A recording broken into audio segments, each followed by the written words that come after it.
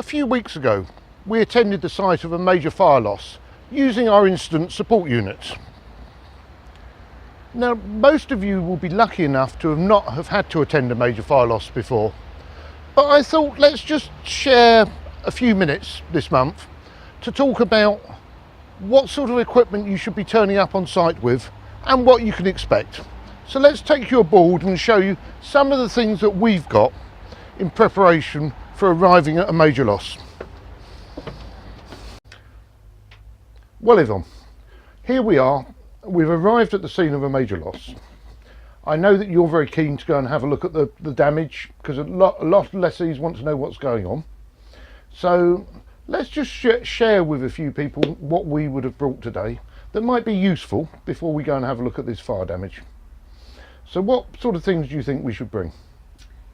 Pen, notepad. Yep, pen and notepad. Yep, that's always useful. So it's really important to get contact details, establish who all the parties are and make some notes of the damage that you're about to see. So that's very useful. What else should we have? High-vis jacket. A high-vis jacket, yep. So we've got a high-vis jacket. You've seen me wear these many times. So it's now your turn to put on the high-vis. So there you go. Now that probably makes you look very official, and that's going to sort of get you past the safety line and past the police. Hat. A hat, your hard hat, very important. Don't want anything falling on your head. So you think you're set and ready to go and look at this damage? Yes. Well, jacket. how about footwear? Now I know you've got closed-toe shoes, but even so, high heels, maybe some little boots. Some dinky little boots here. I know these happen to fit you. Won't put those on just yet. Might be a little bit safer because you don't know what you're going to tread over, and certainly for ladies, open toes, they're absolute no when you're going into that sort of situation. So some other things that may be quite useful while we're here, if you're packing a little kit of bits, would be some antibacterial wipes for cleaning your hands. And some antibacterial wipe. I know a lot of ladies carry these in their handbags. Also, some things that might be useful would be some barrier tape, so that you can actually clearly demonstrate that areas are closed off, because it may not be that the entire block of flats is going to be shut down. So that is actually quite useful to take on site with you when you first attend, as well as some waterproof covers. So if you need to write notes and pin notes on doorways that aren't going to be in use, they're external, some waterproof covers, you can write a note, you can put so you put that in the waterproof cover, and obviously some sellotape so that you can actually put those in place. So all of those things are very useful to have packed up in an emergency box so that if you have to attend a site, you can do so. And also, don't forget your emergency phone charger. You're likely to be on site for a long time today.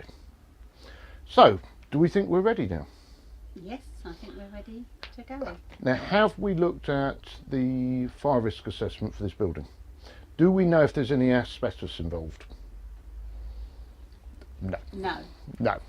So, one of our considerations is that if the asbestos survey says there is asbestos in the building, we need to be aware of that.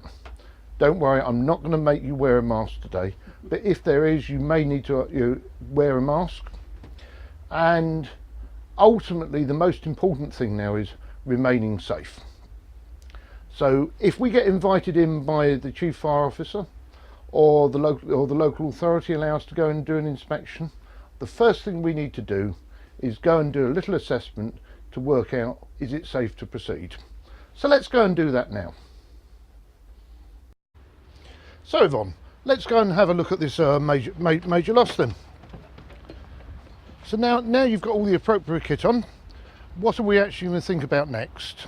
One of the things that I always find useful at this stage is to have a pair of binoculars, which enables you just to have a really good look at the roof, so you can see if there's any damage to the roof.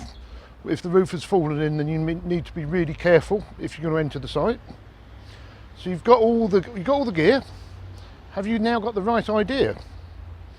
The first, yes, so the first thing is that you're probably now going to be able to get past the police who will lift the barriers and let you in, but you need to remain safe, you need to be careful. If the fire brigade is still on site, it's useful to know that the fireman with the white hat is the fire chief. Take his directions. It may well be that the fire brigade offer to show you around the site. If the site's badly damaged, then it may well be that the local authority will already be involved. They may have declared it structurally unsafe. If it's declared structurally unsafe, you shouldn't go in unless it's under the direction of a qualified person who can protect you and make sure you don't do anything silly. There might be a great temptation to actually go and look at the cause of the loss, but don't let curiosity get the better of you. Lessees may want things rescued, but don't put yourself in danger. That's very, very important. Now, one other thing that might be useful is that if you're going to handle an open smoke damaged doors, a pair of gloves might be useful. You'll typically find these in the first aid kit in the back of your car. So that's always quite a useful tip if you're on site. The things you probably also want to look for, if only part of the block is damaged, what can you do to make it safe to get the residents back in with the direction and the agreement of the fire brigade, the local authority, possibly the loss adjusters turned up on site by now. So you need to look to see, can you get an emergency electrician who can actually turn the lighting on in the communal parts if the communal parts have been damaged. But obviously don't turn any power back on yourself. You need a qualified electrician. The same applies to lifts. There's no point calling the lift engineers out until we've got power to the lifts, but you need to make sure that it's safe to do all of that. So I'll leave you to go and have a look at this, look at this loss. Thank you. So hopefully there's a few pointers there that can help you if you have to attend a major loss for the first time. Most importantly, as you may have gathered, remain safe.